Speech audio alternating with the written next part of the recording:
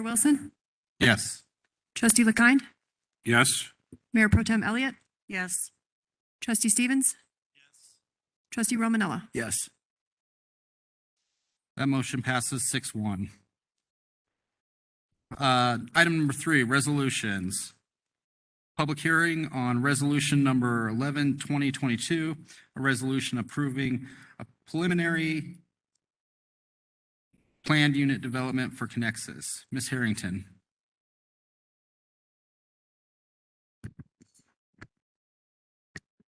Good evening, Mayor, trustees, Megan Harrington, Planning Director.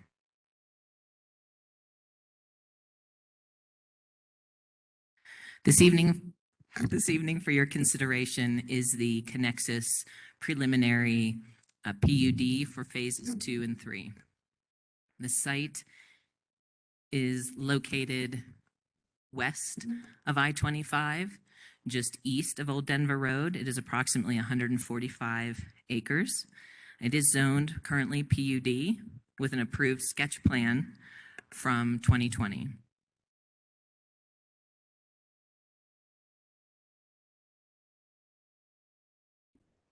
So this evening, because there's so much history and a lot of nuance that goes into the application before you this evening, I know that the applicant is going to give a rather robust presentation. So I'm only going to hit on a little bit of the history, and then I'm going to leave a majority of the detail of the project to the applicant to brief you on this evening. But just to set that time frame, in the August-September of 2020, the property was rezoned from PID, planned industrial, to PD, planned unit development, and there was approval of the Connexus Phase 2 and 3 PD sketch plan. In June 2021, the applicant submitted a preliminary and final PD plan for a much different application, a much different land use than you will see here this evening. That was 90 plus acres of industrial. Staff never made a recommendation on that application. We issued one review letter, but that application was never fully vetted. There were numerous emails of opposition from citizens on that application. And then in November, the applicant heard those concerns of the citizens and went in a different direction and submitted a preliminary PD plan submittal to the town for review. So that is a little different than the original application, which was a preliminary final PD plan, which was both plans together. The preliminary is just the first step in the establishment of the land use.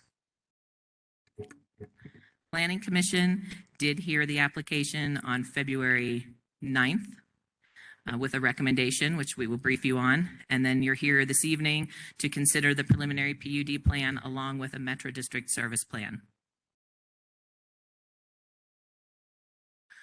So I won't go through all of this, but again, the sketch plan was submitted under the code that was in place prior to July 16th of 2021. And at that point, with the zoning, the code required a sketch plan approval. Under the current land development code that was adopted on July 16th, the first step in establishing the PUD is the PUD preliminary plan, which must include design guidelines and zoning regulations which constitute the overall zoning. So the preliminary PUD plan, if approved here this evening, becomes the zoning, the governing zoning document for this specific property. It sets all of those zoning regulations. The next step, when there's a building or set of buildings ready for construction, would be the submittal of a final plan, and the staff will review that final plan against this preliminary PUD document and those design guidelines and zoning standards. So that's kind of how that process will come together. And no building permits would be issued until we reviewed a final to ensure that it was in conformance with this preliminary.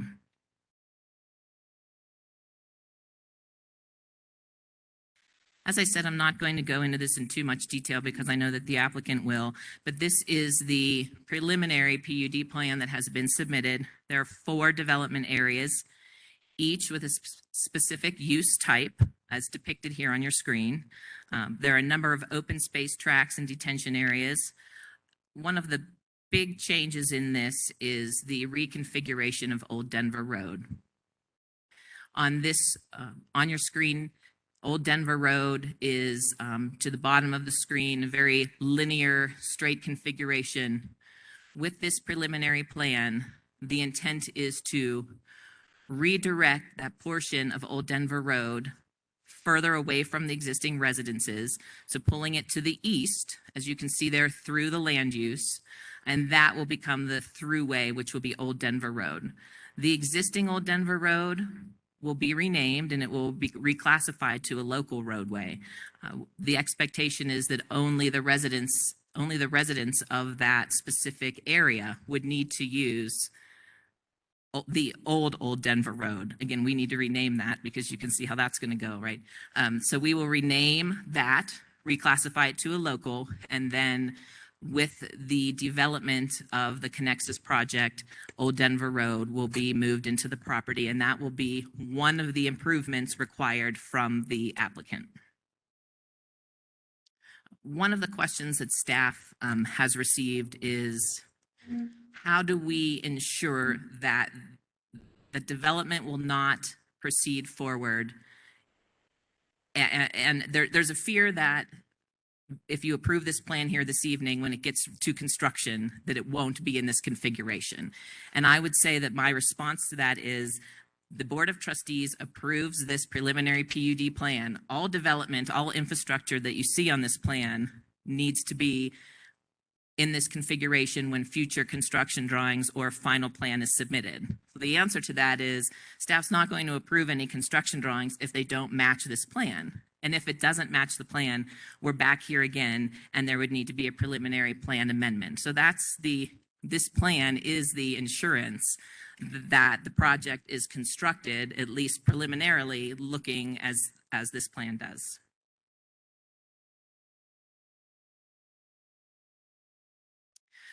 As part of the preliminary PUD plan, there is a land use table specifying land uses, maximum densities.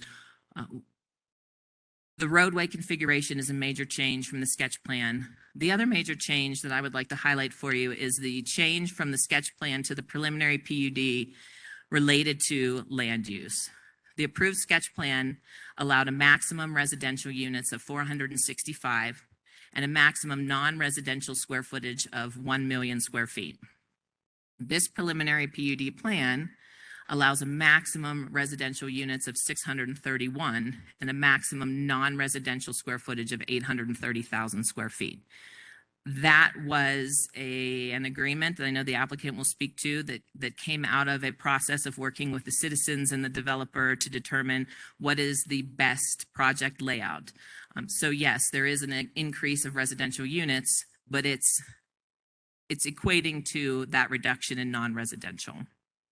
But that is a change from the approved sketch plan.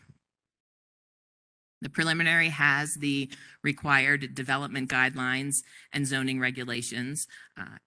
There's specific industrial standards, no cross docking, limit to the number of elevated truck loading docks, screening, setbacks, landscaping, building design standards. All of these standards are stipulated in great detail on the plan, and again, is what the staff will look at and consider when we receive future final plans for review. There was a lengthy citizens engagement process related to the preliminary plan submittal. We engaged a small representative group of citizens from the adjacent neighborhood as well as the developer and staff. There were 3 meetings at the time of initial submittal. Then staff issued a review letter, and before resubmittal, the developer met with the citizens group for a second time. And then prior to the Planning Commission hearing, there was another meeting based on additional changes that were recommended from the second meeting. So 3 total meetings, as well as staff is now posting all application materials online, and that includes resubmittals. So a citizen can track from when the application is submitted, what the project looks like, all the way through the review letters issued by staff to the public hearing materials to the approval. So that can all be tracked online now.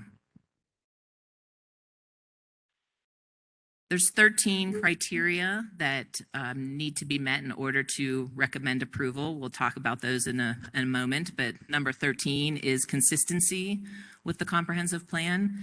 Again, these are just snippets from the current 2017 comprehensive plan. It quotes state statute that a master plan of a municipality shall constitute an advisory document to guide land development decisions unless made enforceable through the municipality's zoning, subdivision, or other land development regulations. And then on page 13 of 64, it talks about a two-step process of finding consistency with the comp plan. First is comprehensive plan, substantial compliance with the future land use map. And second being the finding of consistency with the adopted policies. The future land use map, and again, this was part of the consideration when the property was zoned to PUD in 2020, was the finding that the land use in the PUD was consistent with the future land use map category of business campus, BC. And BC category states the types of uses are business park, manufacturing, assembly, commercial accommodations adjacent to the I-25 corridor. Attributes and characteristics provides a tax base intended to provide an alternative to the PID lands adjacent to I-25. This one's interesting. Unlike mixed use, residential is not allowed. But as I said in the presentation, the property was rezoned to PUD with a residential allowance in 2020. We're not finding that every piece of the comprehensive plan is met to the letter. The language is it consistent with the comprehensive plan? And there's more to the comprehensive plan than just the future land use map. And I think that's important to remember. There's been a lot of discussion about the statement in the comprehensive plan, no semi-trucks. Well, it also states the BC should have no residential, but we've heard from the citizens that they would like some residential at this location.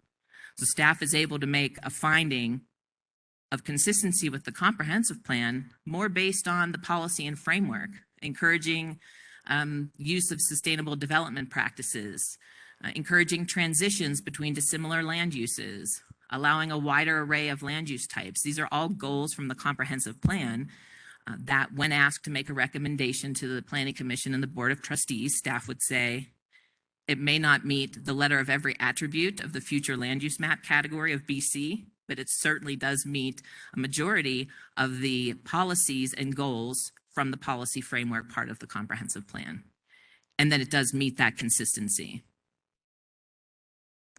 Again, I mentioned 13 criteria, first 7 that you'll be asked to, consider. They are also in your packet, is the functionality of open space, parks and open space dedications. Have those been accounted for? And yes, they have. There's notes on the preliminary plan about fees in lieu or looking at park dedication at final plans, variety of development and housing types. Project provides a benefit to the town, such as increasing a variety of development. Looking at circulation system, the phasing plan, water and sewer utility service, yes, those are available to be provided, as well as other utilities. Plan design and density are sensitive to the site's major environmental characteristics. There is mouse habitat on the property, but that's all in open space tracts to be untouched for that elusive little jumping mouse.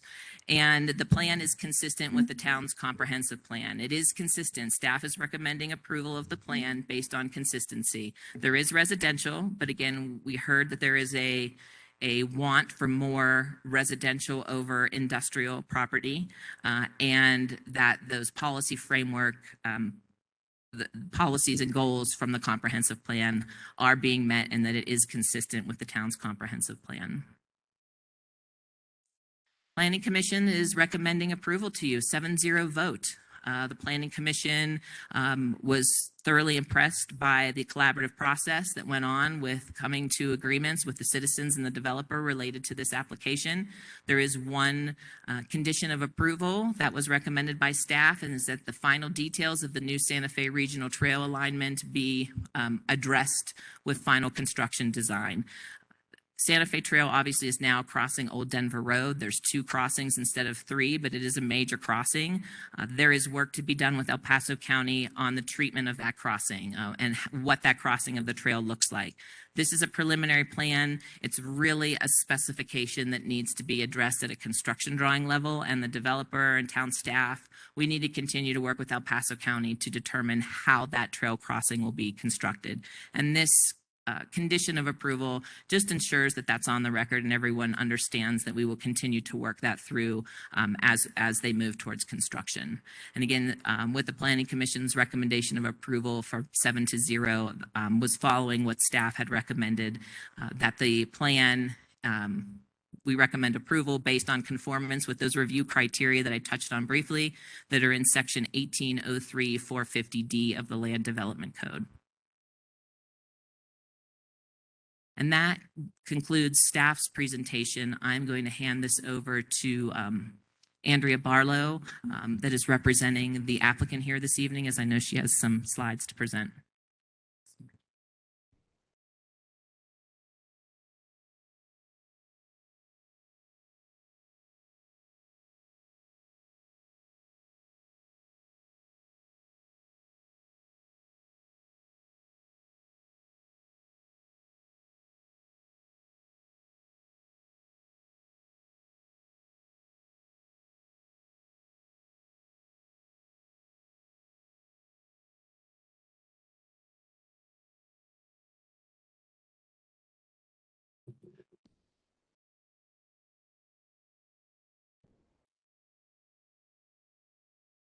Good evening, members of the Board of Trustee, Mayor Wilson. My name is Brock Chapman with Shuck Communities and Connexus LLC, which is the official applicant for this PUD. For the record, 2 North Cascade Avenue, Suite 1280, Colorado Springs, 80903. I want to introduce our team here tonight because we're going to have a team presentation to keep things fresh and moving along here. So maybe y'all can just wave real quick. Steve Shuck, who's the founder of the company. Mike DeGrant, who's our VP of Development. Steve Everson, who's our in-house general counsel and VP of Finance. Andrea Barlow, our planner with NES. We have Jeff Hodgson with LSC Transportation Consultants to answer questions if and when necessary. And then with Brownstein Farber Hyatt, we've got Carolyn White and Angela High as our land use counsel. I'm going to give a brief introduction and then really turn it over to the rest of the team. But we are here tonight to respectfully request that you approve the Connexus preliminary PUD plan, which does allow mixed use development with limited light industrial, commercial, retail, civic, office, residential, parks, and open space uses. For your benefit, tonight's presentation will be detailed due to the extensive history of the property, the past land use approvals, the evolution of the proposed plan since when we first came to you all versus all the neighborhood meetings we've had, and the plan you see before you tonight. In fact, resulting in some customized development standards that directly address comments and concerns identified through this design process. But the good news is that this extensive process of neighborhood engagement has made this preliminary PUD before you tonight the best plan it can be while meeting the interest and rights of all stakeholders. I'd like to introduce for some brief comments, Steve Shuck. He's the founder of our company. 50 years he's been at it in this specific market. And he's going to, if he can catch me, he's going to kick me in the backside for saying this, but there was just, so y'all know, press release today that he is up for the Home Builders Association Lifetime Achievement Award for community involvement and achievement this year. So I think that should resonate here tonight because you'll see our involvement with the community in this plan here tonight. But go ahead, Steve, now that I've embarrassed you, no pressure to give an amazing speech whatsoever. Thank you, Brock. Mayor Wilson, members of council. Just want to make a few short comments, primarily to thank, as Megan and Brock described, the very collaborative process that got us to this point this evening. We've been in, as Brock said, we've been in business 51 years. We've developed many, many projects, not only here, but throughout the state and across the country. We're very proud of those projects, but we're even more proud of the relationships that we've had, the ability to work closely and collaboratively with neighbors, with municipal officials, with stakeholders of all types. So it was very consistent with our history to do what has been described, to work with people whose futures are impacted by what we do. I want to specifically thank the staff, Mike and his team, the neighbors for working with us and producing what we think is a product which will bring great credit to and benefits to the community and to everybody involved. So again, my role is simply to explain how much we appreciate the hard work that everybody went through to get us where we are this evening, and to thank you all for working with us. And we look forward to a long, mutually beneficial relationship. We intend to make contributions to the community as we have been doing for many, many decades. And we thank you for the opportunity. And again, most importantly, thank all those who worked so hard over the last several months to get us to this point. So thank you very much.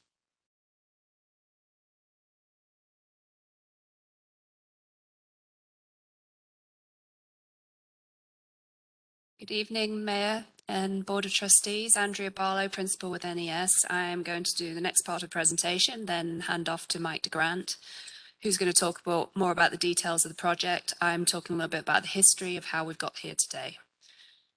So location, I think you're familiar with that. I just want to say that just to the south of this, so this is about just short of 146 acres. Just to the south of this is the 23-acre Connexus Phase 1, which is between the two creeks there that you see, and that's currently under construction with the church. And so there is still part of that site that is available for development as well. So Chuck Chapman Communities own and control this entire stretch now. And then this area to the south is under a separate control down to Baptist Road. So I want to talk a little bit about the zoning history so you really understand how we got to where we are today. And you may have heard some of this if you were on the board when we did our sketch plan back in 2020. So originally this property was identified in El Paso County in the early 80s for planned industrial development before it was annexed into the city, into the town. So that it was annexed into the town, I didn't move. There you go, in 1987.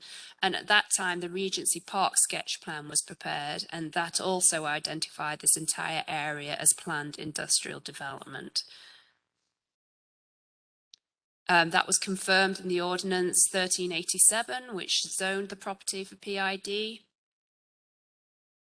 And it continued to be shown on the former zoning map, which was in place at the time the board determined the approval of the PD zoning and sketch plan in September 2020 as PID. So since early 80s, for a very long time, it has been zoned for industrial land use. So in 2020, we came forward with a sketch plan for the entire area. At that time, we had identified a 90-foot maximum building height, which was consistent with the existing Regency Park zoning, and external setbacks also consistent with that zoning. We identified 3 different areas and 3 access points with 3 crossings of the Santa Fe Trail. At each end, we identified areas of open space in area D and E, open space areas. So the areas for development were A, B, and C, and then a kind of connecting road through the middle. So that was the basis of our sketch plan in plan form. So not a huge amount of information on the plan, but then we did accompany it with a more detailed land use table, which identified for each of the areas approximate land uses. And that included in pretty much across the board, commercial, civic, office, light industrial uses, multi-use, residential, high density, and residential medium density. And then with our open space tract and right of way taking us to our total acreage. So you can see from this that we had 1 million square feet of non-residential approved and 465 maximum residential units at that time. Yeah, it's not wanting to move. There you go. We also included on the plan a list of kind of land use definitions per the table. So this was included underneath the table. It identified the types of commercial uses, civic uses, light industrial type uses we were anticipating, very clearly identified warehousing and distribution as an allowed land use, as well as multi-use office and residential there at a density of for medium 6 to 12 units per acre, and for the high density residential of 12 to 20 units per acre. So the access at the time, as I noted, were 3 points of access. We identified that they could be subject to change, and that the 3 crossings of the Santa Fe Trail was per the MOU with El Paso County. That was the permitted number of crossings. And I just want to talk briefly about the comprehensive plan, and Megan touched on this, that at the time, the comprehensive plan that was in place was that the current comprehensive plan that was approved in 2017, that the sketch plan was found at that time by the board to be consistent with the comprehensive plan, and based on a series of considerations and these are pretty much taken from our presentation at that time, that the mix of uses, including the residential, was consistent with the comprehensive plan, business campus, a category, and the other policies within the plan. So obviously the specific mix of non-residential was consistent with the business campus. The open space areas we had was consistent with the parks, recreation, and trails land use category in the plan. The addition of medium high density residential, while not specifically encouraged in the BC land use classification, was seen to be an important factor in terms of providing more affordable housing alternatives for the workforce and others in the area, and that the mixed use development was very consistent with the policies looking for a wide array of land uses and moving away from single use developments to mixed use. So that was the basis for the 2020 decision and the sketch plan, and that's what we've been building this preliminary plan from. So with that, I am going to turn to Mike Grant to talk about where we are with the preliminary plan and how we got to where we are.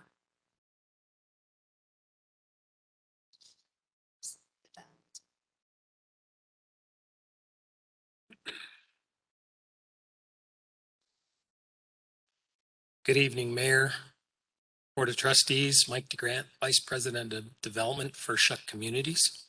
Thanks for your time tonight. As you've heard tonight, lots of going back and forth on different versions of the plan. We give you kind of a brief.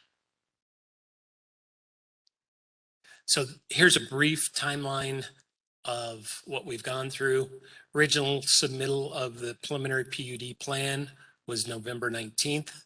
We held our first focus group meeting with the neighbors November 22nd and presented that November 19th plan.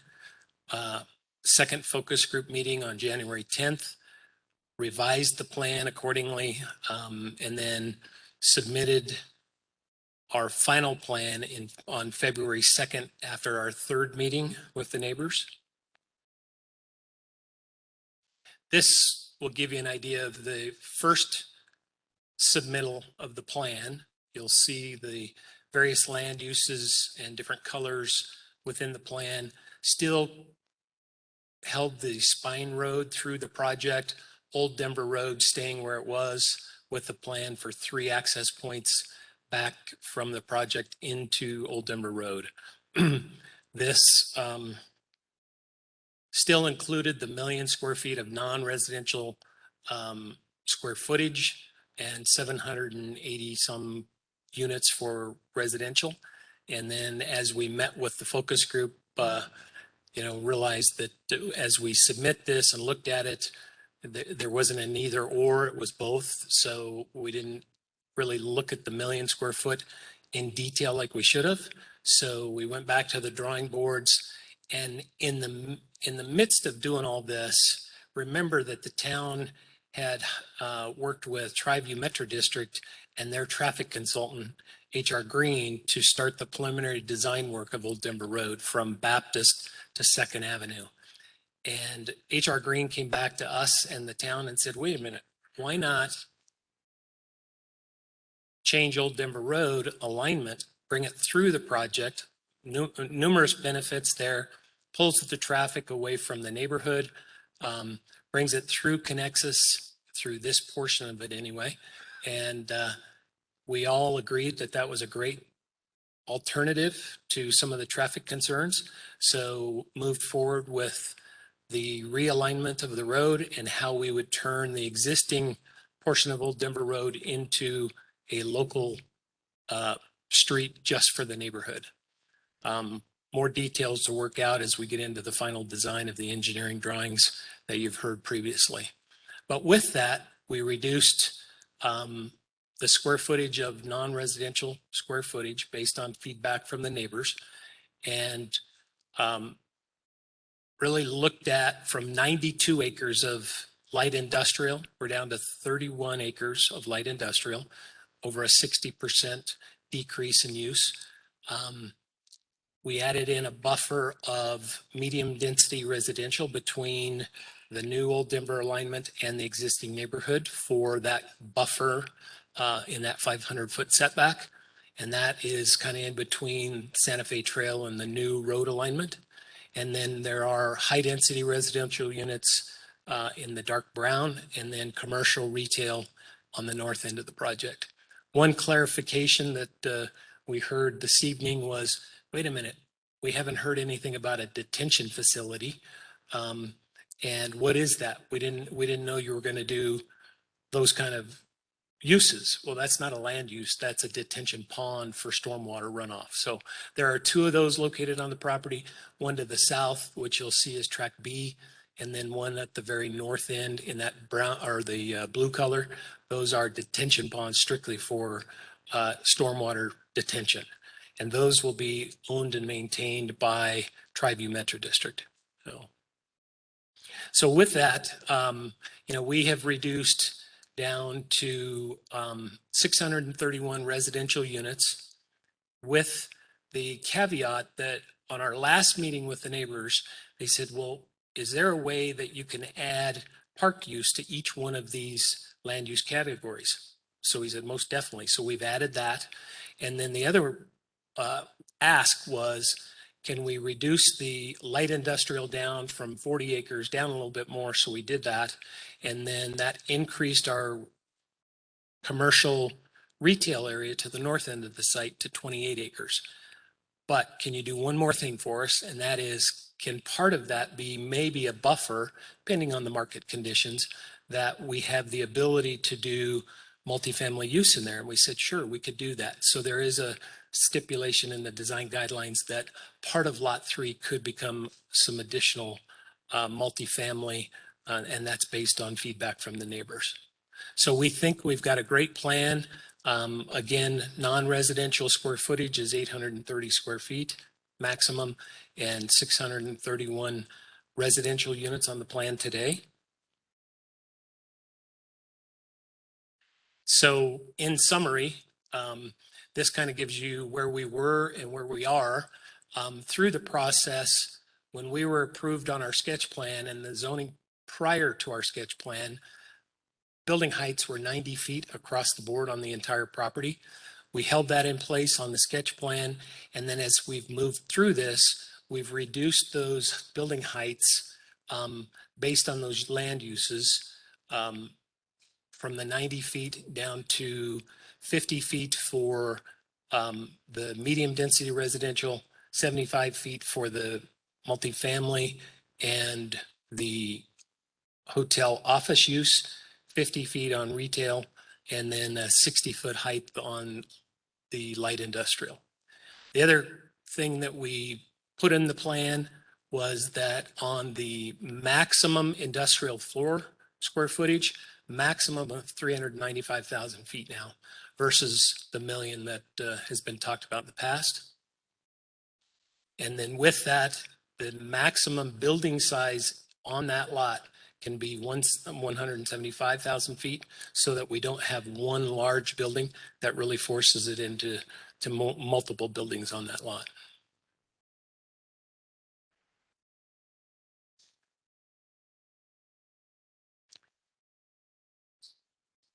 And I'll turn this over to Carolyn White at this point. I'm going to go over the PUD criteria.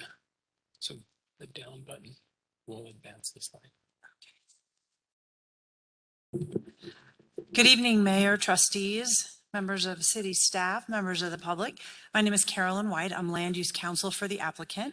And my role here towards the end of the presentation is to take what you've heard about the project and how it's evolved and the zoning and link it back to the criteria in the zoning code related to approval of a preliminary PUD plan. In order to do that, just a couple overall comments that I want to make before I speak about the specific criteria.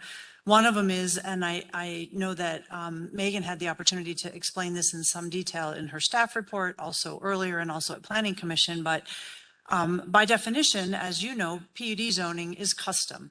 It's unique. It's tailored to the site.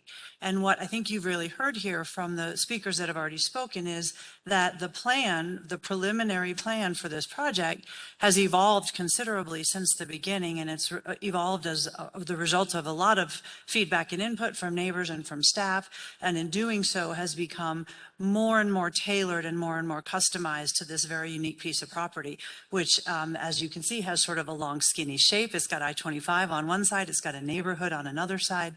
And so thinking about all the possible uses that could locate here, thinking about what's compatible with the highway on one side, what's compatible with the neighbors on the other side, not only have the use mix, has the use mix changed over time in terms of what uses are being proposed and where and how much of each use, but also the standards that are being proposed in this PUD preliminary document are custom standards designed for this site, specifically to address the feedback that's been heard about how close should these buildings be to each other, how tall should they be, given what's surrounding them and given the way that these uses are intended to integrate not only with each other, but with the surrounding neighborhood.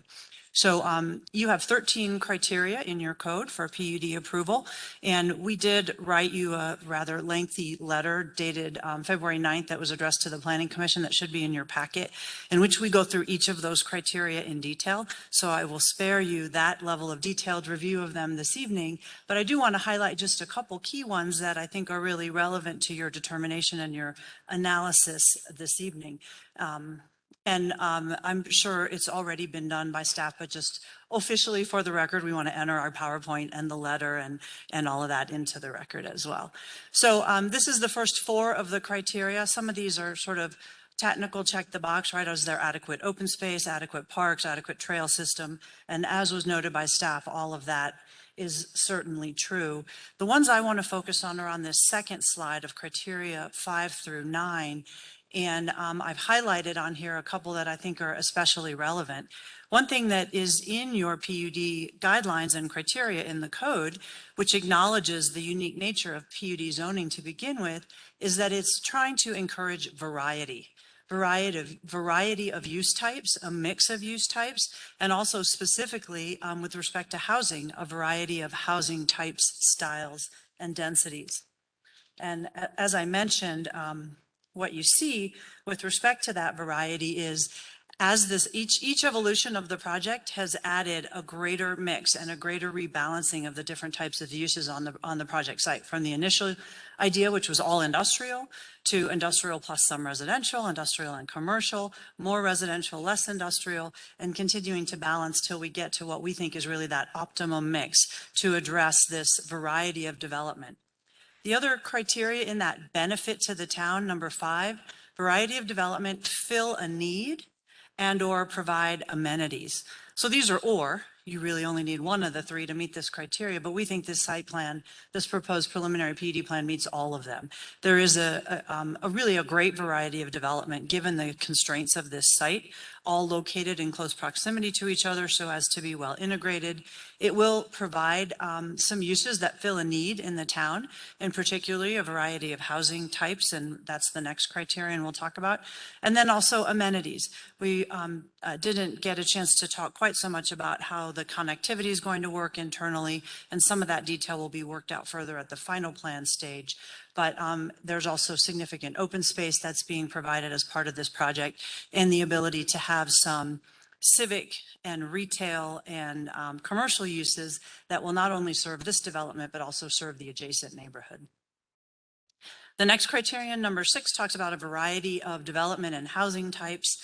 And as you saw on the list of allowed uses, there are a wide variety of housing types that are allowed within those maximum residential units. The other thing that adding more residential units total does is give you more flexibility to have a wider variety of housing types. If you only have a few units, they probably all need to be the same kind of units just because of the way the land use works in terms of how they are all arranged with each other. But the fact that these uses are allowed in most of the planning areas here, including that lot 3 that was just mentioned, allows for a greater opportunity to incorporate a wider variety of housing types. Number 7 is an appropriate relationship existing between use areas, both internal to the site and surrounding, with adequate buffer areas if warranted. And this is one that I think is really important. I've talked a couple times about rebalancing and evolution of the uses, but I also think a lot of what contributed to the changes of this site over time was thinking about the relationship of these proposed new uses and the existing uses, particularly those to the west where the existing neighborhood is. And as you can see, the overall impact as the project has evolved, if you look at the tables, is to shrink the maximum building size, to shrink the maximum building height, to increase the setbacks away from the existing residential, and to provide this greater integration and mix of uses. And those are some of the ways that this preliminary PUD plan meets that particular criterion, by really acknowledging that appropriate relationship between existing uses and the new use, as well as internally with the new proposed uses. And then the last one I want to flag on here is the circulation system. And what I'm referring to here, of course, is Old Denver Road and New Old Denver Road. And the idea that one of the major concerns that had arisen when this property was slated for mostly industrial development was the idea that that might generate heavier traffic, more traffic, and bring it closer to the neighborhood. And with this proposed revised configuration, not only is it adequate in terms of capacity, it also better manages the flow and the circulation of the traffic and in such a way as to really meet this criterion, if not exceed it, and to keep that commercial traffic basically off of the existing road and turn that existing road into a local road. I'm trying to avoid continuing to say the names of those roads because I know I'm going to get them wrong.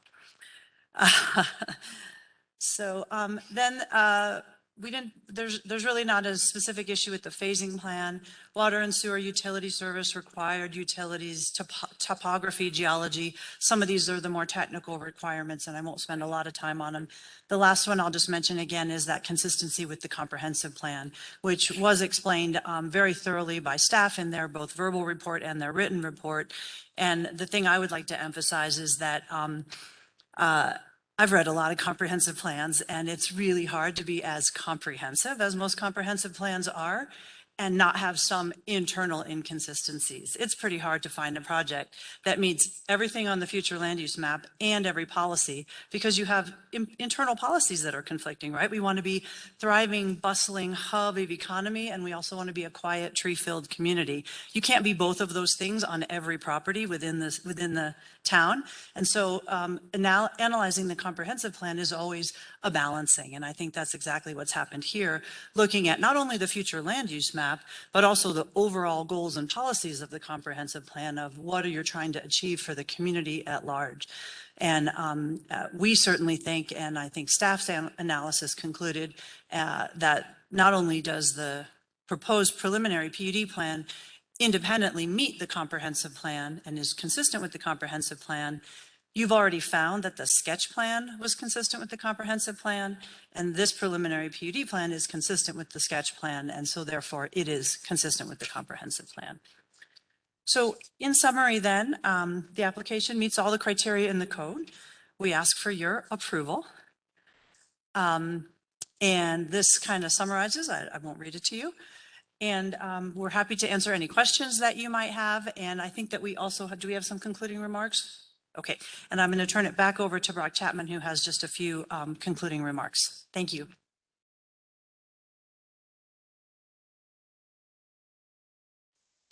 Thank you. In conclusion, we agree with town staff and the Planning Commission that this application should receive approval tonight. There are no outstanding matters that present a valid barrier to approval for the application. And in fact, if you want to take this entire presentation, in my view, and boil it down to a couple key issues, there are only two primary issues where this preliminary PUD does not fully mirror the approved PD sketch plan approved in September. And that is the Old Denver Road alignment to carry all Connexus traffic, project traffic, as well as all other background traffic in the town through the Connexus project and away from the existing neighborhoods to the west. This results in a better road and traffic circulation design for everyone. The second is the preliminary PUD allows for more residential uses, and these additional residential uses specifically replace land areas that were previously designated for light industrial, which was very important to the neighborhood groups. In fact, both of these key preliminary PUD plan revisions were made as a direct result of our multiple meetings with neighbors to address concerns and requests regarding traffic and reducing the amount of light industrial uses in favor of more residential and inclusion of specific light industrial design standards and limitations that were described tonight. I do want to take this opportunity to thank the town staff and all the neighborhood representatives who gave up their personal time to attend multiple neighborhood meetings, all in the evening. So that really was their personal family time, and provide constructive input to arrive at the preliminary PUD before you tonight. I would appreciate your vote to approve this plan, and our team is here to answer any questions you may have. Thank you. Thank you. At this time, does the board have any questions for staff or the applicant?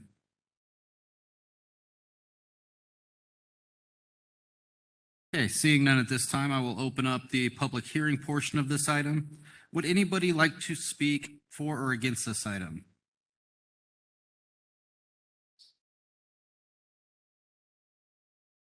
Sir?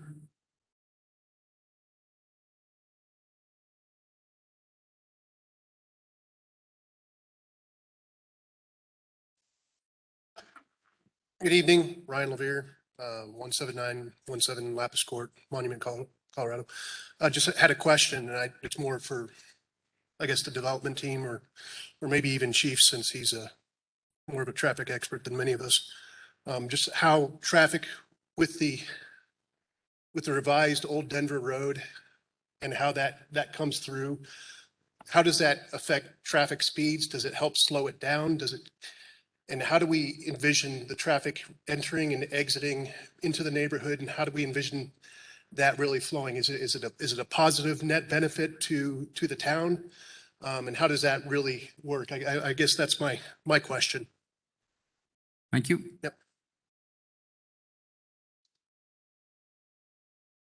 Is there anyone else in person that would like to speak for or against this item? Sir? Good evening, everybody. My name is Fred Free. I'm at 15861 Lake Mist Drive in Monument. I've got a couple of questions. I'm kind of piggybacking on him as well with the traffic. Just looking at the design of that, it looks like it all funnels down, especially towards the south of the road, with the cars coming out of the existing community and the new communities that will be built. With your numbers that you guys presented tonight, I believe it's 630 plus additional residents there. That's in a minimum of 1,000 to 1,500 more vehicles going through that area. I'm not seeing, and maybe somebody can correct me if I'm wrong, I'm not seeing exits going east. I'm only seeing it coming out going north and south on that. So that's a big concern with the amount of traffic that's going to go through there. Not only are you going to have issues with vehicles, you're going to have issues with trucks coming into those light industrial areas. So that's probably my biggest concern. The second thing that I want to talk about real quickly is I thought one of the big questions is we were trying to define what light industrial use was going to be. I don't know if that's still been defined yet. So if we proceed with this, we still don't know what's going to go in there. And with the buildings they're proposing to put in there, I think they set up to 70 feet high. That's twice the height of what you got down at the UPS facility. The other thing is if you have multifamily homes that are going to go in there on the backside, I think you said it was maybe 45 feet high on the multifamily, or 75 feet high on multifamily. So that's kind of a concern there. Multifamily homes, you're also going to have issues there with additional, or if it, let's say it's apartments, patio homes, that kind, you may even have more cars going into that area. So those are my concerns with there, and have they been addressed at this point?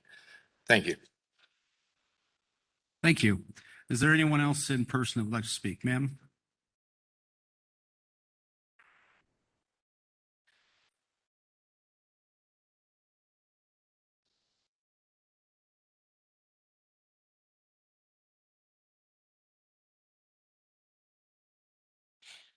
Hi, I'm Julie Vaughn. I live at 2170 Ranchero Drive in Santa Fe Trails.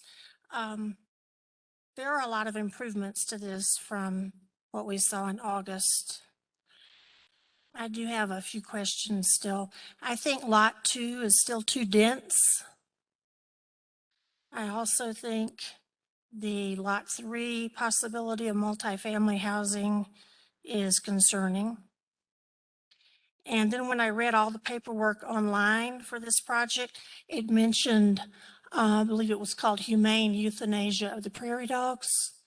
And I'm just wondering, since I'm across the street from the current cow pasture area, which I enjoy, of course, when you euthanize these prairie dogs, are there going to be a lot of ones that are released and come across to all the other neighborhoods and infest our houses? I have a problem with that. And that's my three main questions. Thank you. Anyone else in person that would like to speak? Yes, sir. Matt Brunk, 17136 Buffalo Valley Path. Just want to say, obviously, I've been pretty outspoken about this, and being on the Santa Fe Trails HOA for a long time. I'm grateful for a meeting of the minds.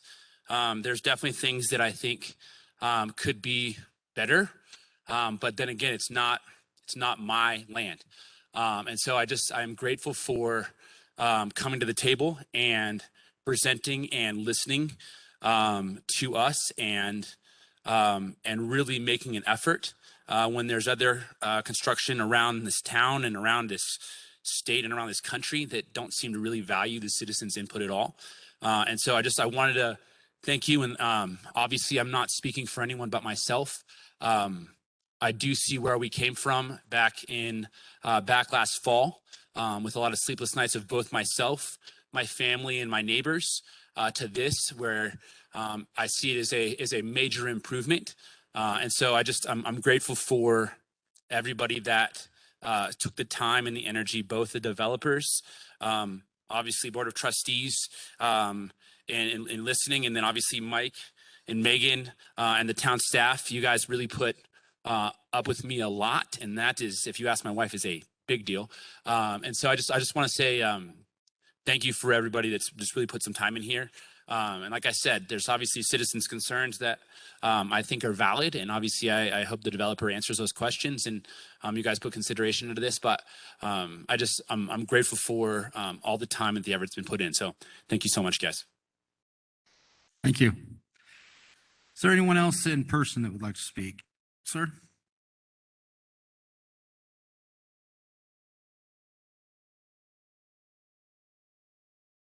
Steve King, 255 McShane Place.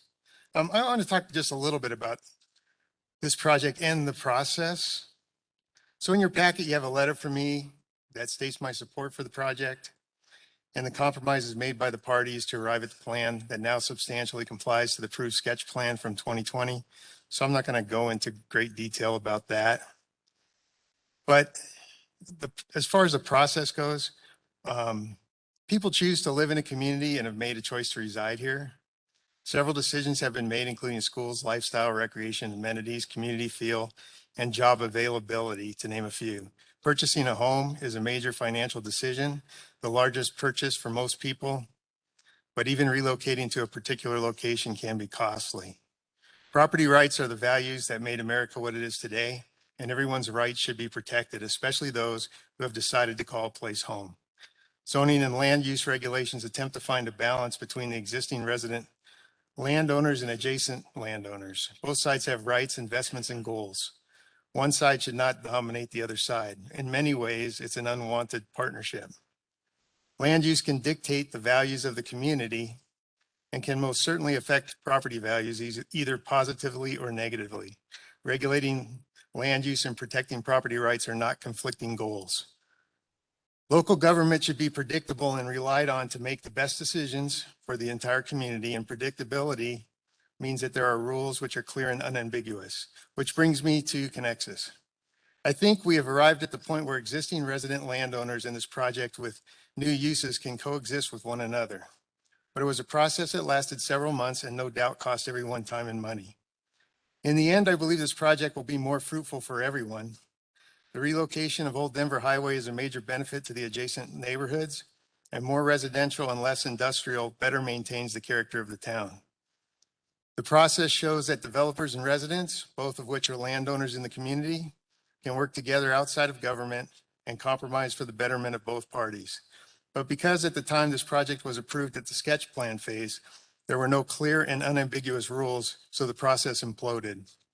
I did not support the sketch plan as it was not defined and was ambiguous.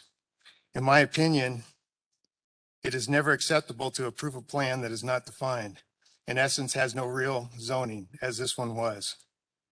I support this project now after several months of negotiations and alterations, as it is better defined and meets the criteria which was proposed at the sketch plan hearing. I hope we've all learned a lesson from this project. I've learned that people can work together to solve problems and develop solutions which seem impossible. I hope you've learned that every project which comes before you must have clear and defined expectations. That is a minimum standard and cannot be ignored. A community is all the parts. The people of the town deserve the same consideration as developers who can possibly change the character of the town. Government should never place existing residents into a state of chaos, even if it's unintended. With that said, I'm grateful for your denial of the last Metro District hearing, which gave us some breathing room to develop a plan.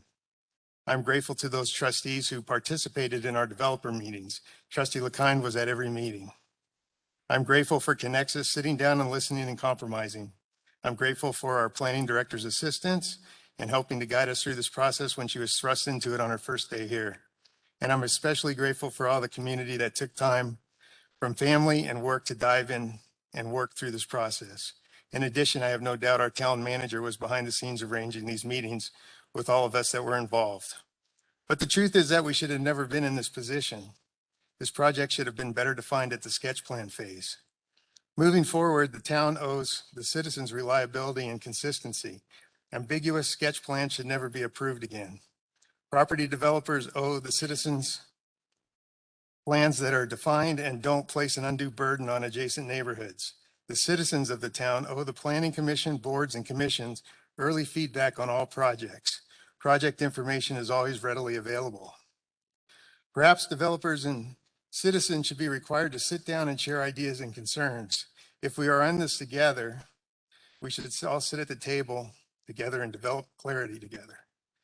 Because a PUD is its own district with its own rules and regulations, it allows flexibility in exchange for amenities. And that's kind of my overall point. We sat down and we worked this out. If we can do that in advance and we don't have to go through processes like this, I would be all for that. And if we can develop some kind of citizens group that's willing to sit down with these people when they come up with these big projects, perhaps we can work some of this out.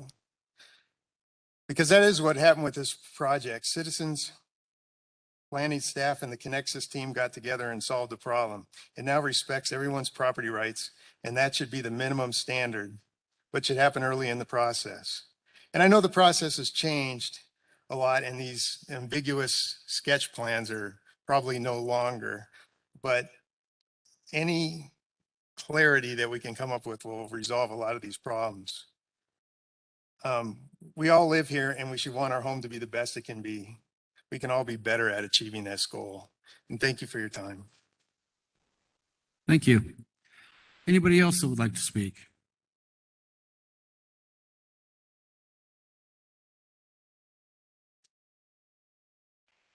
Jeremy Ferrantine, 921 Caribou Drive West. I was a participant on the Citizens Commission for the development and design and evolution of this project. I just want to say that I approve it in its resubmittal form. However, I have always raised one point of contention, and I don't know if we're allowed to impose conditions in the approval on this preliminary development plan. My major concern for this project has always been unencumbered crossings for the trails through this property.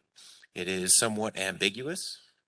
If you follow the red trace line through the Connexus project, which is in between the Old Denver and New Old Denver, or excuse me, Old Denver and New Old Denver, each one of the crossings intersects at a Y. In some places, it's two or double intersections, and on the right side, which is the south side, it's 3 intersections. I've always asked or requested in every one of the citizen development meetings for there to be a clear definition. When people cross streets and when you're on a trail, especially that trail, you don't stop. So my vision has always been an overhead crossing or a tunnel crossing where it's unencumbered for people that are visiting or utilizing the trail itself, to have unencumbered access where it does not disrupt traffic and safety. So that is the only concern that I have with it. However, in its resubmittal form, I approve of it. And I wanted to also say that I do appreciate sitting down with the developer, sitting with the citizens, visiting with the trustees, and participating in the project and collaborating in a way that has been open source to the town. So I want to say that it has been a very refreshing experience from politics and from a development standpoint in our town. And I hope that there will be a continuation of that and a new paradigm shift in this town for how things get done and how project and development can progress in the future. So that's all I have to say about that. Very good job. I'm super happy with the creativity that went into this project and the realignment of Old Denver. I really like the idea that there will be developed medians, sidewalks, hydrants, street lights, and then that there will be dispersion and separation between the development uses and residential, and then the existing residential. So good job on the project. Thank you very much. Thank you. Anyone else here that would like to speak? Okay, seeing none, we will go to any online participants. Mr. Wychulis, do we have anybody online that would like to speak? Yes, Mayor Jennifer Wagner would like to speak. I'll attempt to patch her in right now. Can you repeat the last name? Jennifer Wagner. Okay. Is she queued up?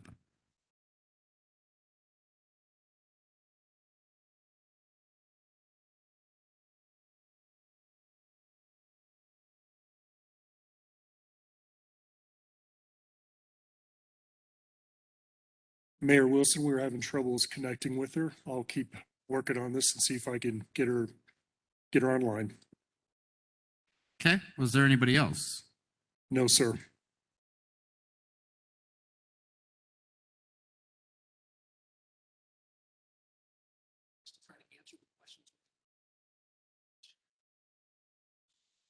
Let's give him a minute.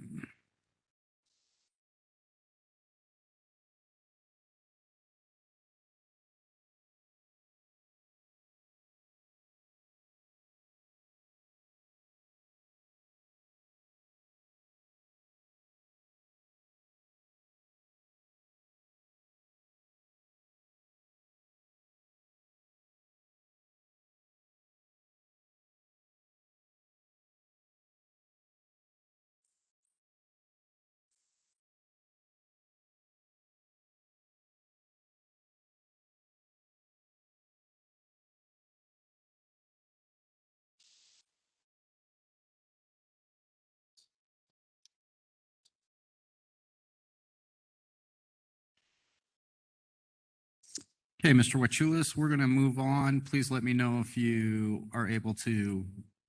Mayor Wilson, I was just able to patch her through. Jennifer Wagner should be available for speaking. Okay, Jennifer, would you like to make a comment? Yes, can you hear me okay? Yes. Wonderful. Thank you, everyone who has shown up for tonight's meeting, and thank you, everyone, for your comments and hard work working with everyone on this. I definitely think that it's a better plan. I still have some concerns about how flexible the height limitations are on these buildings. I don't know about any rules that Monument has about such height restrictions, but I definitely think that this is a neighborly thing to do, to not block someone's view with a new building. I didn't list my address, but this project is in direct line of sight to my house. My other concerns are we've got some industrial and office buildings that look like they are uphill from some drainage areas that are right next to a protected habitat for an endangered species. Do we have irrigation or water management techniques in place for that to protect that species?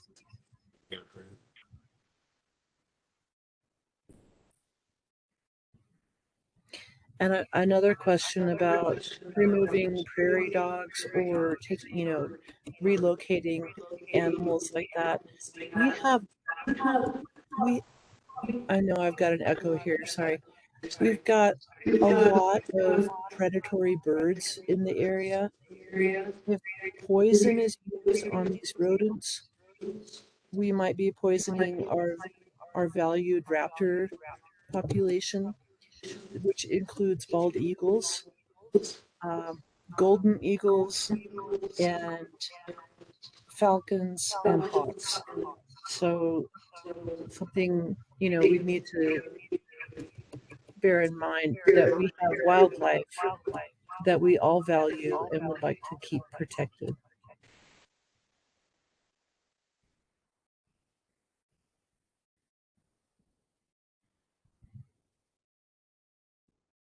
Thank you. Mayor Wilson, we also have Lisa B. Mr. Waichulis, I could not hear that. Sorry about the feedback.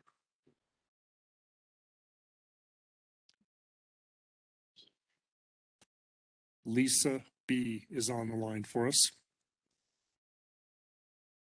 Okay. Lisa, did you have a comment?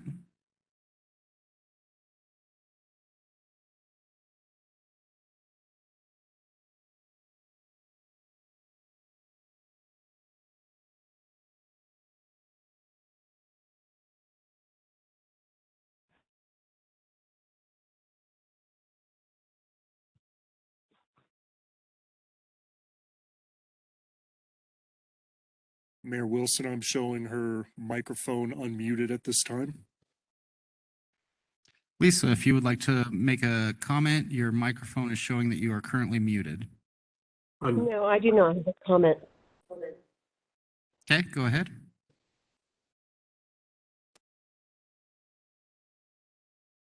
I do not have a comment. Okay, thank you. Mayor Wilson, we have Kenneth Kimple. Kenneth Kimple. Mr. Kimple, if you would like to comment, please go ahead. Yes, Mayor. Hopefully I'm coming in loud and clear. Yes. First, I'd like to extend my thank you and appreciation for the hard work that the residents put together, meeting with the town staff and the landowner to come up with a much better plan for this this area being developed. So my appreciation and gratitude for that first and foremost. My two concerns obviously are number one with the development. I know currently on Old Denver Road, there's been problems on that road with when there's significant rainfall and just drainage and flooding. Just concerned if that is going to be addressed during the development and the build of the new Old Denver Road, or we're going to have that same problem there as well, where multiple vehicle traffic is going to have to circumnavigate all that.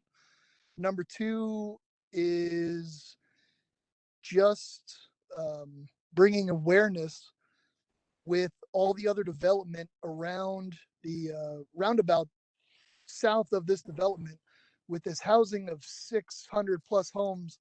So that's going to bring an estimated 6,000 vehicle trips a day in addition to what's already being utilized. And then what also is being developed that's going to flush south to get onto the on-off I-25 or cross on Baptist Road. I'm just concerned about the volume of traffic, necessary escape routes, or just in conjunction with the other areas being developed, the gas station, UPS center, all the vehicle trucks and traffic combined without really alleviating that congestion. So I would like that to be considered, or some other thoughts brought up about how to get all that vehicle traffic decongested, especially if there's an evacuation that needs to take place due to any wildfires or other emergency situation. With that, I yield back to the board, and I thank you for your time. Thank you. Mr. Waichulis, do we have anyone else? Mayor Wilson, there is no one else. Okay, at this time, I'm going to close the public hearing portion of this resolution and bring it back to the board, or actually allow the applicant to rebuttal if there's anything they would like to address.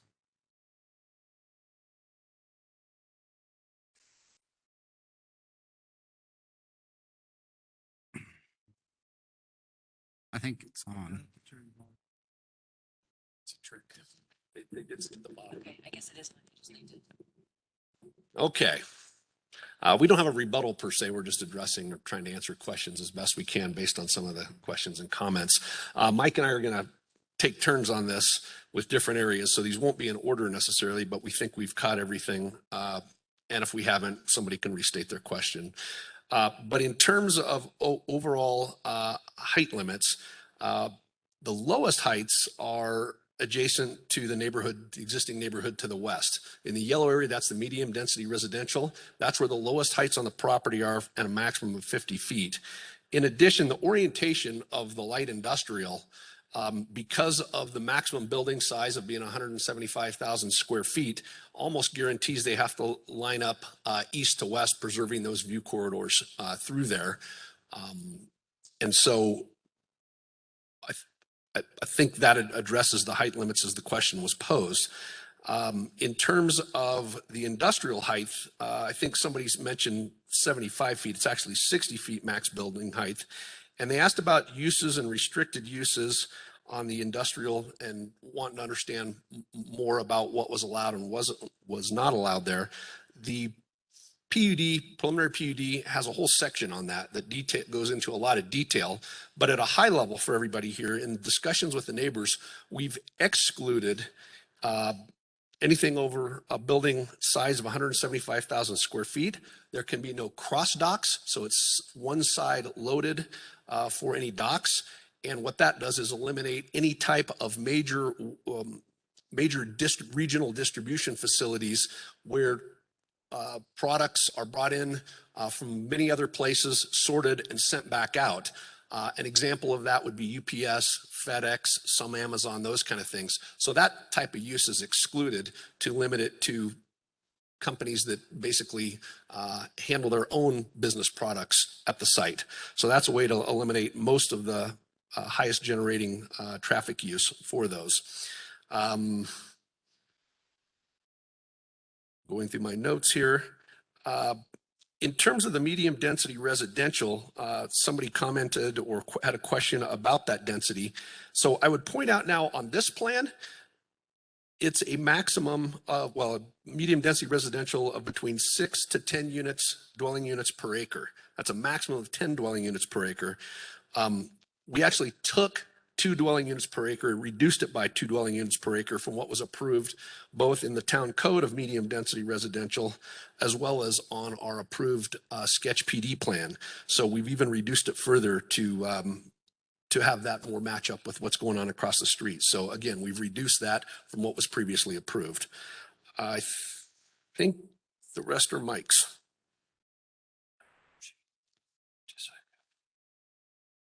Okay, talk about traffic and circulation. There was a comment made, why isn't traffic going to the east? Don't quite follow that, but we are not allowed to connect any of the property to I-25, which is our easterly boundary. So everything internal to the project will exit and enter into the new alignment of Old Denver Road.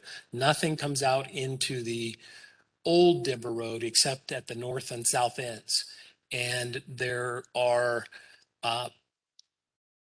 obviously construction drawings and further engineering with plan and profiles, grading, those kind of things that are occurring right now, and how the connection of new Old Denver Road ties to the neighborhood local road now. Those will be full stop movement intersections coming out of the local road. And then there was a question in regards to, can we reduce speed limits? And we're planning that through Connexus on Old Denver Road, that's a maximum of 35 mile an hour speed limit through the project. As we enter and exit and go north or south, that is still in the preliminary design that HR Green is doing for the town on the overall design of the road. And remember, I think we've had the conversation that based on the traffic studies and the amount of right-of-way that is existing north and south of this location, you're really limited on how wide we can make this road. So there's been a lot of meetings with Mike and staff at HR Green, our traffic consultant, in regards to what is the ultimate width of this roadway. It's a 3-lane road. So there was a rendering up before that kind of shows a full striped median down the middle. There's a lane going north and a lane going south. So 3 lanes. We'll have sidewalk on each side of that road. There we go. And then you'll see on this rendering that ultimately El Paso County Parks has pretty much the ultimate say of how the trail is handled and those crossings at the north and south end. We have designed this based on what they wanted and what they referred to when we did phase 1 down by the church, that they want a pedestrian refuge. You can see that kind of concrete area in the middle. It would be enhanced from this drawing with signage, lighting, stop signs for traffic, so that the predominant use will be the pedestrians and the bikes. But that is still yet to be worked out with county parks. That was a condition of approval from Planning Commission, and we totally understand that and agree to that condition on the plan. So hopefully that answers some of that question. Overall, on the traffic study, the traffic study that's been submitted is based on this land use plan, and it does detail out and answer questions both from staff level, their consultants, CDOT, number of other agencies in regards to can this road handle this amount of traffic, all the way from Baptist. Our study even analyzes other studies that have been put in place along Baptist Road over by the Quick Trip coming in and out of UPS, addresses issues up at 2nd Avenue. Those are all addressed, and those certain improvements will be detailed and timed based on phasing of the project. Now, the traffic study, keep in mind that our traffic study does use and analyzes based on full build out of Connexus as the interim condition, and then the ultimate condition is build out of all the property south of us, north of us, and west of us. So there's multiple numbers that you can look at in the traffic study, but that's all been addressed. So. As far as the prairie dog question and how we handle those, we are regulated both locally, state, and federally on how we handle that. We've got a consultant that did our overall wildlife study for us. They are working with a consultant that handles these kind of issues that's based in Falcon, does stuff throughout Colorado Springs. But we are really regulated and will be working closely with Colorado Parks and Wildlife as we get to that point. No development operations, earthwork operations, anything can happen until we've addressed that. So that is in the works to put all those plans together at this point, but it'll be humane and it'll follow all state and federal rules. I think I addressed the trail crossings. Drainage, there was a question on drainage off of the commercial site on the north end and how that impacts the wildlife or habitat that's north of us in the open space, that if you remember that on the plan, and I don't know if we can go back to that. All of the runoff from each one of the lots goes into the 2 detention ponds. So if you look at this, tract B at the south end, that blue area, all of the development all the way up through the light industrial and medium density residential flows to the south. All of the flow goes into the detention pond, full spectrum detention, released at historic flows back into the creek. So all of that's addressed and will be engineered and designed per those rules. On the north end, nothing will flow into the open space area, which is tract E. It all flows down to tract C, which is the detention pond, and released at historic flows there too. The flooding issue on Old Denver Road, again, as we build the realignment of Old Denver Road, we'll have storm sewer inlets, all of that. So any rain runoff, snow melt or anything is picked up within the roadway within Old Denver Road, carried to one of those 2 detention ponds. Anything off-site is still being analyzed, But as you build the new cross-section of Old Denver Road, both north and south of here, same scenario. They'll have stormwater, storm sewer systems, inlets that handle those flows to eliminate the flooding concerns. So I think I've addressed all of the questions. So Thank you. thank you. Questions from the board? I'd like to make a motion to approve resolution number 11, 2022. One moment, please. Okay. I was looking for questions or concerns. Now, I just want to make a comment. I appreciate everybody working together. I know back in the fall, tensions were high and it was a difficult time a difficult issue to address. And the fact that everybody came together in the midst of that situation, I'm just so proud to be a Monument citizen and see the way everyone is coming together. So my hat's off to the Connexium team, to our staff, and to all the citizens that came together and made this and came up with a workable solution. Trustee Clark.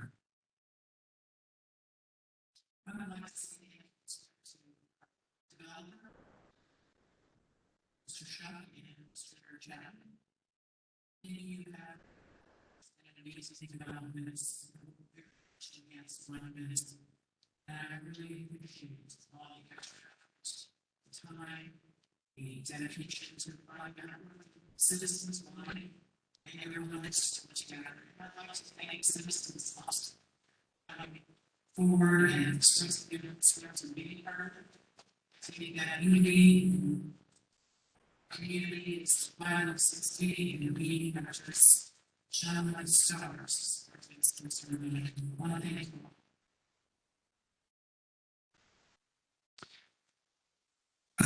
One clarification, Mr. Foreman.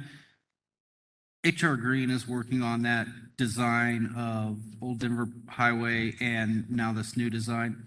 Where are we with that? Because I think, let me punt. I'm going to punt that one and give that to Megan because Megan's highly involved in that.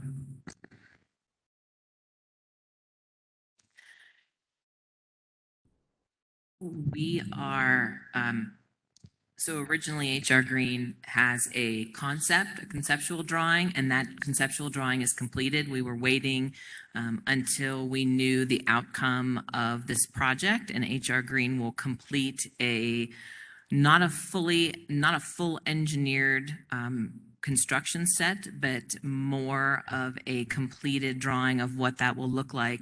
And it's basically redesigning the road within the current configuration, within the current right-of-way width for Old Denver, except we're paying specific attention to the intersection of Old Denver Road and 2nd Street, where we know that with eventual build out of this project, as well as others, just the growth that's occurring, there will need to be intersection modifications.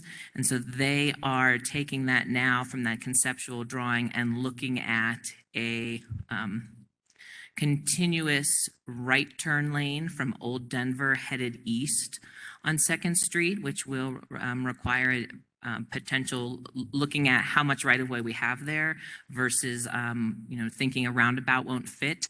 And so right now, if this project is approved at this preliminary PUD phase here this evening, we will continue those discussions with HR Green to look at what needs to occur, specifically at that intersection and then that whole width.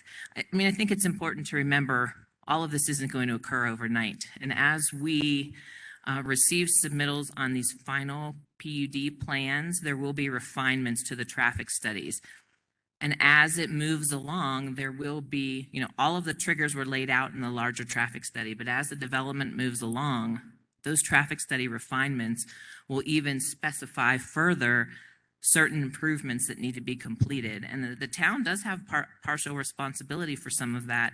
And if we are lagging behind a specific development, then we will need to work with that developer in order to ensure they can move forward with their development, but that the town has assurance that the improvements are completed. We can do that through the public improvement agreement. If the developer needs to front costs of certain improvements, there's a cost recovery agreement. So we have those tools in place. It's just too early at this phase to use those tools. That's more of a construction drawing, final plat, final site plan, and we will make sure we look at that. And we're looking for grant money, continually looking for grant money for improvements to Old Denver Road, as well as, continuing the improvements to Jackson Creek Parkway. And also, Mayor, one of the other things that we just accomplished is we started talking to the owner that owns the property at Second and Beacon Light. And so she is very amenable to working with the town.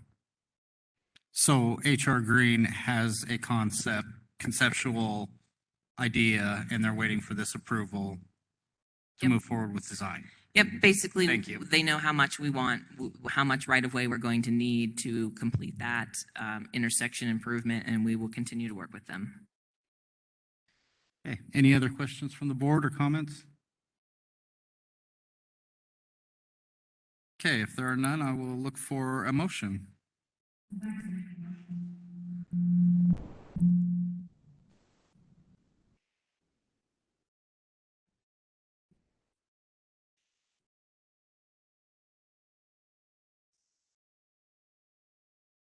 Second.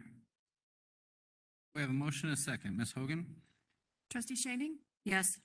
Trustee LeKind? Yes. Trustee Romanello? Yes. Trustee Stevens? Yes. Trustee Clark? Mayor Pro Tem Elliott?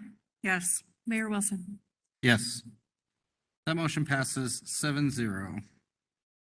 That takes us to Resolution 3B, Resolution number 12, 2022, a resolution of the Town of Monument to approve the service plan for Connexus. Ms. Harrington. For the record, Megan Harrington, Town Planning Director. My presentation again on the district is going to be pretty brief, just focusing on how the district has changed a bit since it was presented to you in August, and then kind of going over the criteria required to be, the findings and the criteria from state statute in order to approve the service plan. So again, this is the Connexus Metropolitan District numbers 1 and 2 service plan. That's a little different from the service plan configuration that was presented to you in August, and that's because of the addition of the residential. And again, the applicant's attorney is here, and he's going to get into a lot more detail than I can.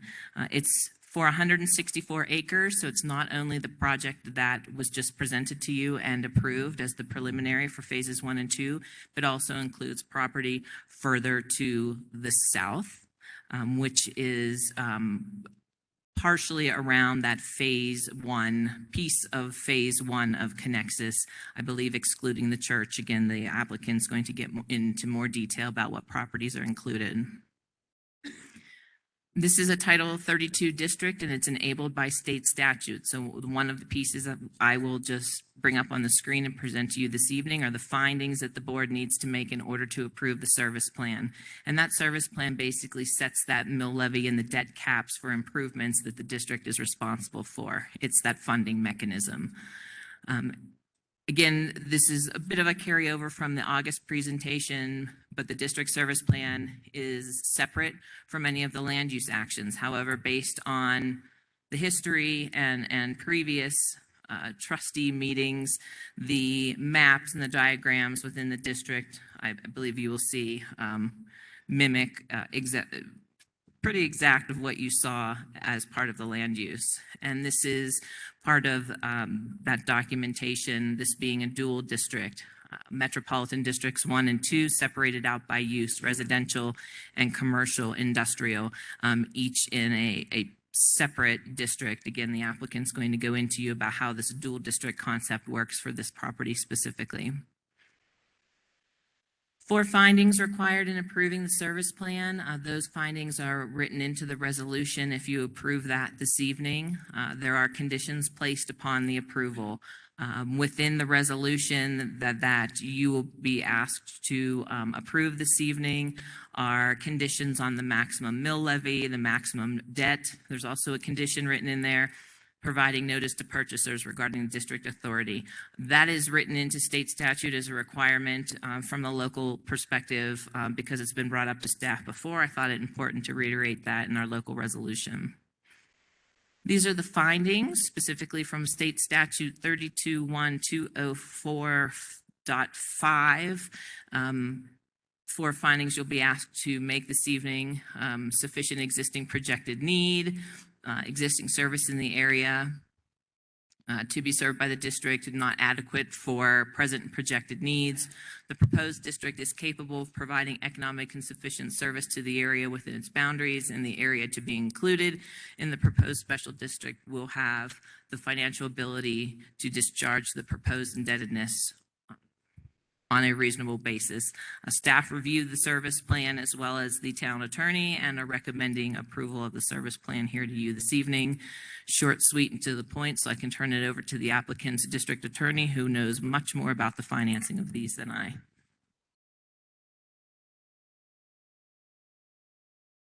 New hearing, Brock Chapman, Shuck Communities, 2 North Cascade Avenue, number 1280. Colorado Springs 80903. This should be quite easy tonight relative to past discussions since you've just approved the land use plan. I'm just going to point out that everything in this district service plan reflects the land use plan that you all just approved. I'm going to ask our council Russ to go into the service plan itself, and then I purposely put a slide in here at the end that I'll come back and speak to, but I believe some of you in past, not recent discussions, but past discussions with staff asked to understand a little bit more about the valuations of each land use that's in the PUD just approved and how those assumptions of those land uses and unit counts and valuations underlie this service plan. So I'll come back and speak to that so you have that base information, since some of you, I understood, asked for it previously.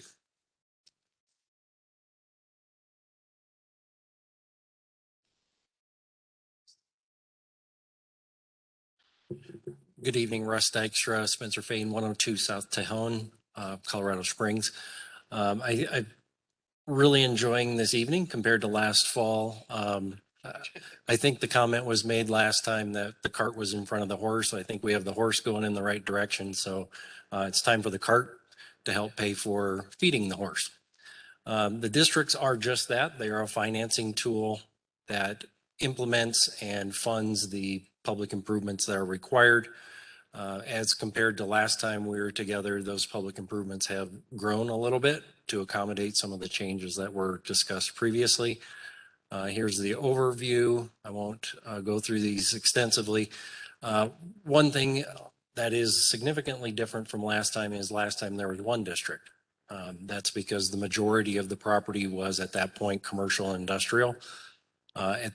With the delineation of uses between more residential and the variety in the commercial and industrial areas, it was important to be able to separate those 2 uses based on the basis for assessing those properties.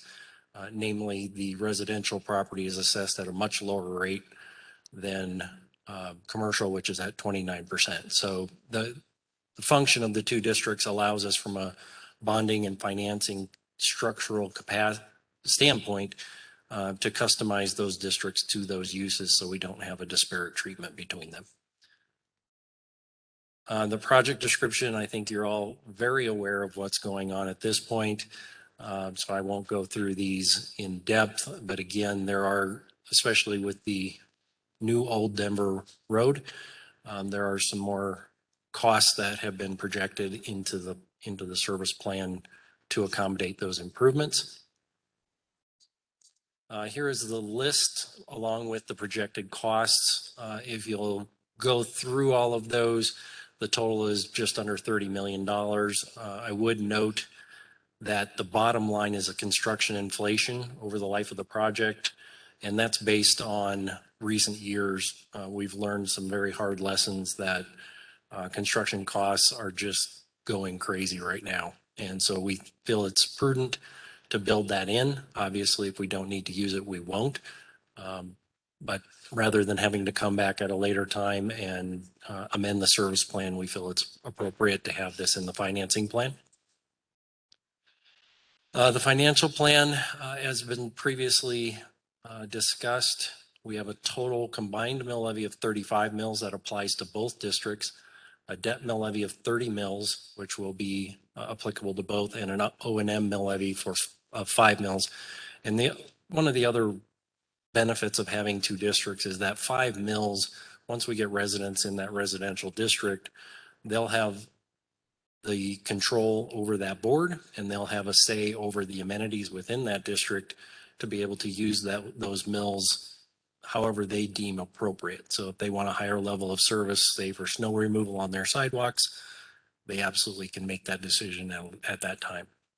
The maximum debt authorization is 50 million. That is with a $30 million projection for improvements. We feel that's an appropriate number.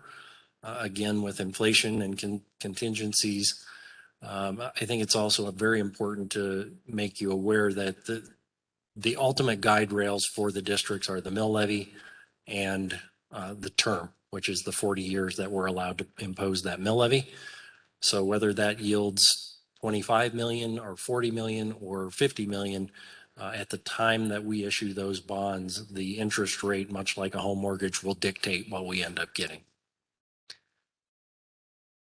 The district disclosure requirements, as Ms. Harrington pointed out, last year, the legislature adopted some very good transparency regulations or statutes that will govern these districts as far as posting things online, sending out specific emails, and mailing self-nominations to residents for that residential district specifically, so that they will be fully aware of what's going on. We also will have a district-specific website that will contain the budgets, the audits, the service plan, everything else related to the district. So there will be easy access to that information going forward. I would also point out builders also have a very specific disclosure that now needs to be filed and recorded against the property. I'm sure you're aware in the past on your home contracts, there was just the bold part that said you may be in a special district. Didn't have much else beyond that, so you had to do a lot of digging. Now there will be a very specific disclosure form that says what the district's maximum mill levy will be, what the potential impact will be on a estimated basis for a $450,000 home. So you have, before you sign that contract, you'll have that detail right there. And the statutory criteria, as Ms. Harrington has already stated, this provides the mandatory as well as the discretionary criteria. The service plan sets forth all of the conditions that we have met of these criteria, and we've provided all of that information. I won't go through them again. We would ask for your approval of the resolution. And at this time, I'll turn it back over to Mr. Chapman.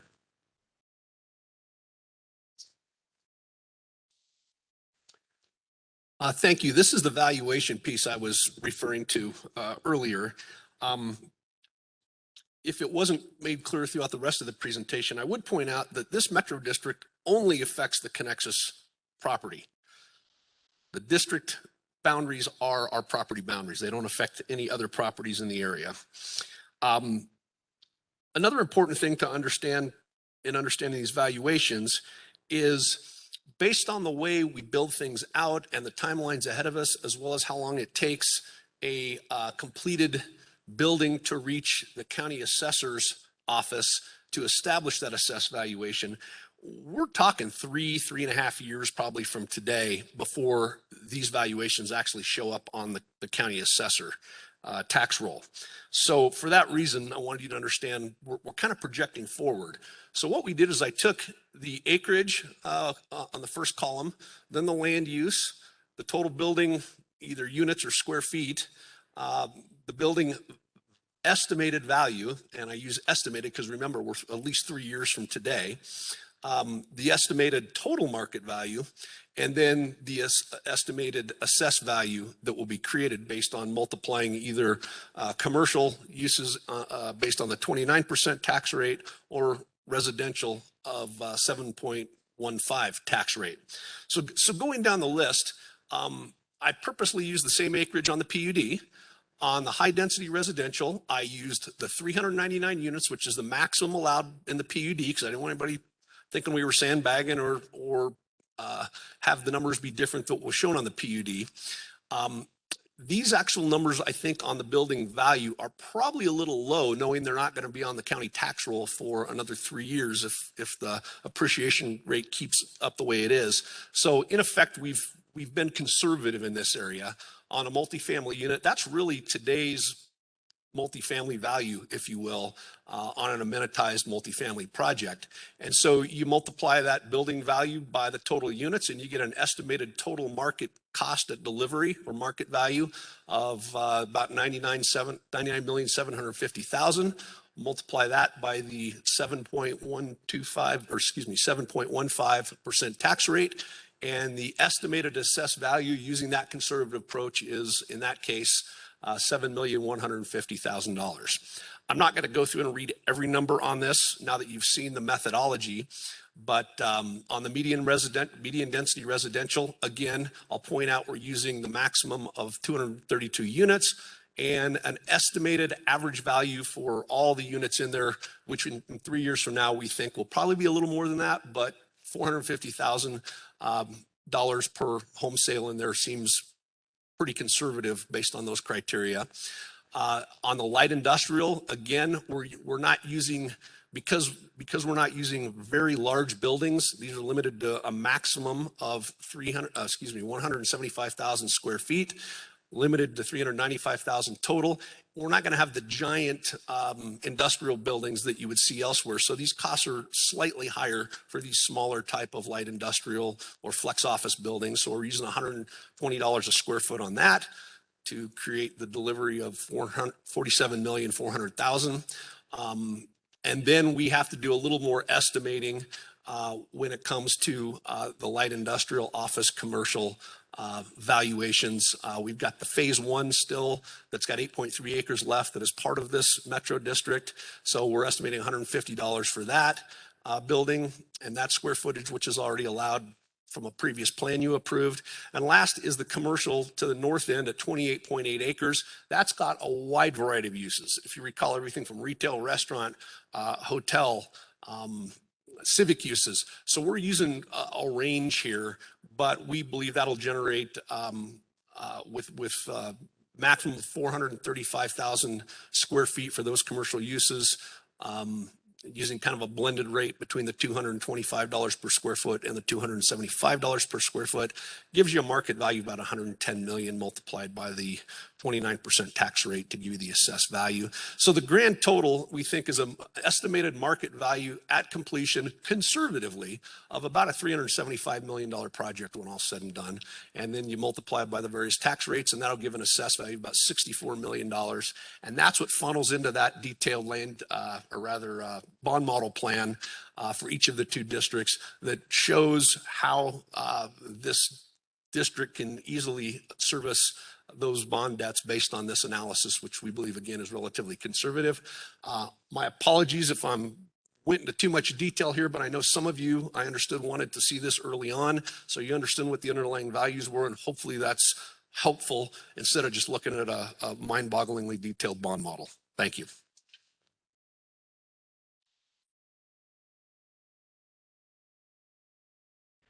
Okay, questions from the board for staff or the applicant?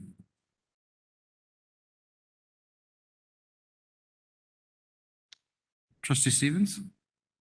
So this metro district, it's primarily going to be doing the construction on the new Denver Highway and the old Denver Highway? Is there any construction being done at the intersection, or is that something for another project? Well, great question, actually. I should have stated that in most real estate development projects, The Metro District funds through the bond model are only one portion of the capital stack. We still have to contribute our own proceeds from sales to help fund other improvements as well. This won't cover 100% of all the development costs. They almost never do, especially with residential projects. So in this case, we will have the approximately estimated $30 million of cost that this the two districts, I should say, will cover. And right now we do have some contributions to those type of improvements, which you're suggesting that are covered by this district. We will be one development that's contributing to some of those impacted intersections, but we'll be one piece of that. There's other developments as well, and that all has to be worked out with the engineering design details and those cost estimates and those other plans and traffic studies that get updated. But the answer is yes, they will be available. This district will be available to contribute to all that. The biggest expense is new Old Denver Road, including all the utilities that are underneath it. Remember, we got sewer and water and storm sewer and all that. So that will be the biggest expense once you add those all up, but we'll also include detention, other storm drainage improvements, some public landscape improvements, some signage improvements. So it covers a variety of public improvements. And in fact, it can cover almost all public improvements in Colorado, with the exception of gas and electric costs. We have to pay those separately. They're not considered public improvements in Colorado since they're franchise agreements with the various service provider. And then overlot grading for the whole site that's not within the public right of way, that doesn't qualify as well. So, but other than that, most of the public improvements can be covered by this, and including improvements outside of the district. Now, nobody's taxed outside of the district, but it would allow us to do those type of intersections like you're describing when those obligations are determined. So the water is being provided by Triview Metro or Monument? Okay, so that's in this case, water and sewer are being provided by Triview Metro District. Okay. We are responsible for doing all those public improvements and paying for those through the district, but the services themselves and the maintenance will be provided by Triview. Okay, and ongoing maintenance of the road, I guess there's only one road right now, that's just the new Old Denver Highway. Is that being managed also by Triview, or is that being handled by this district? The district will pay for the improvements. The ongoing maintenance will all be Triview's. Okay. Thank you. Which is the case, I understand, with your town, with any roads within the Triview district. So it'll be the same. Any other questions? Okay, this is a public hearing item. Is there anyone who would like to speak on this item? Yes, sir.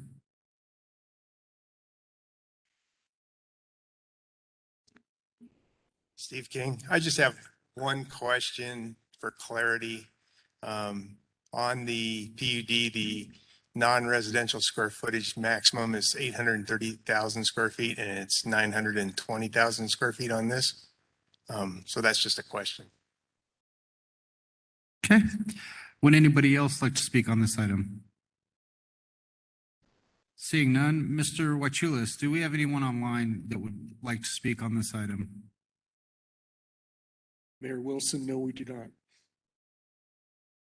Can you repeat that? We do not, Mayor Wilson. Okay. Then at this point, I will close the public hearing portion and invite the applicant to address any comments. In response to Mr. King's question, he is correct. The PUD approved tonight was for phase 2 and 3. This district includes phase 1, 2, and 3. So phase 1 was approved some time ago. So that includes the 8.3 acres that's still available in phase 1. Thank you. This time I'll bring it back to the board for further comment or a motion. I'd like to make a motion to approve resolution number 12, 2022, a resolution of the Town of Monument to approve the service plan for Connexus Metropolitan District numbers 1 and 2. Second. We have a motion and a second. Ms. Hogan? Trustee Stevens? Yes. Trustee LeKind? Yes. Trustee Shading? Yes. Trustee Romanella? Yes. Trustee Clark? Yes. Mayor Pro Tem Elliott? Yes. Mayor Wilson? Yes. That motion passes 7-0. That takes us to the public comment portion of this meeting. Is there anyone who would like to make additional public comments? Yes, sir. Hi, Fred Free again.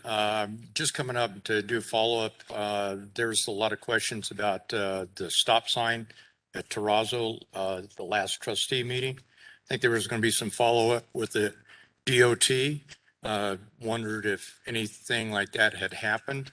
And if so, if we could have some kind of comment to find out where we stand. Okay, thank you. Is there anyone else who would like to make comment? Okay, Mr. Waichulis, is there anyone online wishing to make public comment? Mayor Wilson, no, there is not. Okay. Mr. Foreman, would you like to go ahead on that particular item? Yes, as far as the intersection at Terrazzo and Baptist Road, staff is working with CDOT currently. We've contacted them. They are looking at an alternative design there to where they would actually invest more money into that intersection. We are working with them on that design. It may not be a controlled intersection. It may be a roundabout there. So they're concerned about the traffic backing up all the way to the service road on I-25. So staff is working with them on that design. Yeah, Mayor, they'll actually be at your meeting on March 7th. And it will be the regional traffic engineer, as well as several of his staff members, to address why they don't install traffic control before it's warranted, what issues that can cause, when they feel this may be warranted, and how it fits into the CDOT work program. So that will be a Q&A chance for the Board of Trustees, as well as information out to the citizens on March 7th. Okay, so March 7th, CDOT will be at our board meeting. Board authorization items. We have one item, National Library Week, proclamation for March 21st. Does the board have any questions or concerns on this item? Okay, so Ms. Hogan, please put that on the March 21st agenda. Yes, Mayor Wilson. Was there any other board authorization items from the board? Okay, move on to Board of Trustee comments. Yeah, I wanted to take a minute and thank everybody as well. Mitch, Don, any other board members that were involved, Mike, Megan, staff, the citizen group, and Brock and his team. You guys just all did a phenomenal job on getting this handled and taking care of things. It was a wonderful effort and a great project came out of it. So thank you all. I too would like to thank those that were represented with Connexus and the citizens group that came out and participated with Mayor and I and town staff. Some of the meetings that discuss this development and future developments. And now that this has passed us, my cell phone has run out of text messages. So we may need to take up a GoFundMe site for the next development. I'd like to also express the same feelings that the other board members have. This turned out to be a great opportunity for you at the developers and also as a benefit to the town. Thank you.